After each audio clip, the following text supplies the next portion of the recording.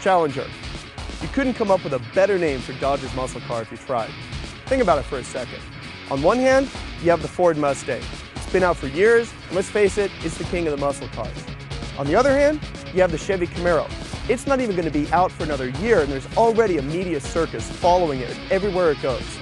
In between the two, you have the Challenger, Dodge's 425 horsepower answer to those two cars. Hi, I'm Keith Buglewitz, and right now we're taking this car to the racetrack to find out if it has what it takes to play with the big boys.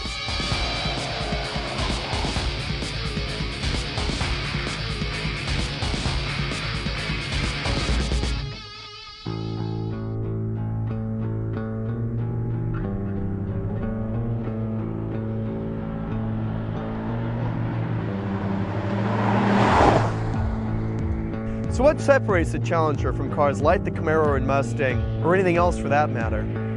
For starters, there's classic muscle car styling.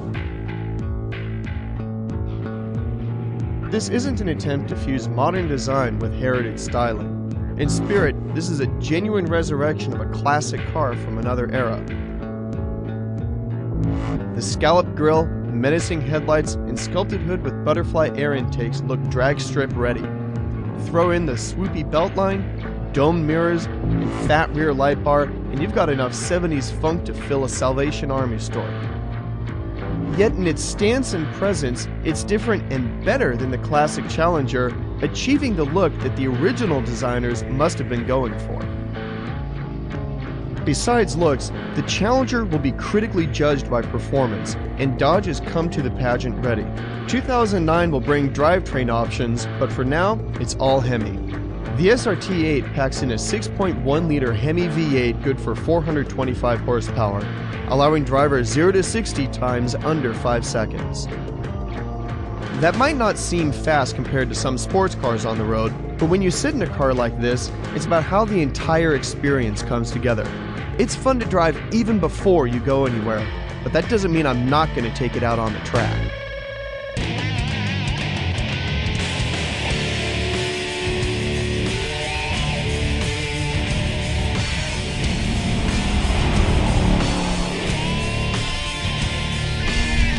We're coming up on turn 2 of Willow Springs, which is a big, long right-hander. The car settles in, you can feel the weight transition, but the tires just grip. There's lots and lots of grip with these big Goodyears that it's got on it. Just let the engine carry up here, and then heavy braking, and this thing's got great brakes. It's got Brembo brakes in front. They do a great job of bringing this thing down from speed. Coming up through this complex of corners here, the car gets unloaded and you can really feel the weight shifting back and forth. It weighs more than 4,000 pounds, which is not exactly ideal, but the car handles it pretty well. There's plenty of power and the suspension is really well sorted, even though it does weigh quite a bit. This isn't the smoothest track in the world, and it does a really good job of soaking up the bumps when you're in these corners without really upsetting the car. Coming out into the back straight now, and you can just lay in the power and it just pours out. Not to mention that it sounds awesome. Hit this last corner, and then bang, back onto the throttle, and you can really open it up coming down the front here.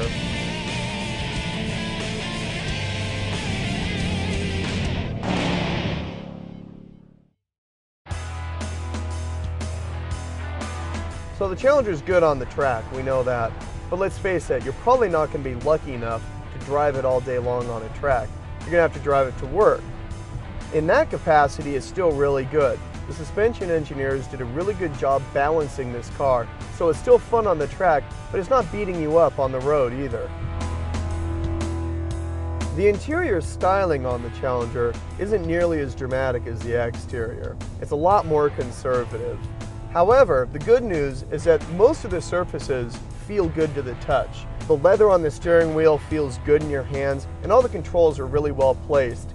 So it's not real exciting inside, but it's functional and it's clean and it works.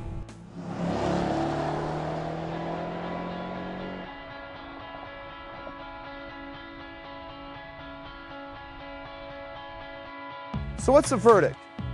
Well, on the road or on the track, the Challenger is a tough act to follow. Now, it's probably not going to sell as well as the Mustang, and it's probably not going to get the kind of attention that the Camaro will when it debuts next year. But between the three modern muscle cars, the Challenger just might be the best.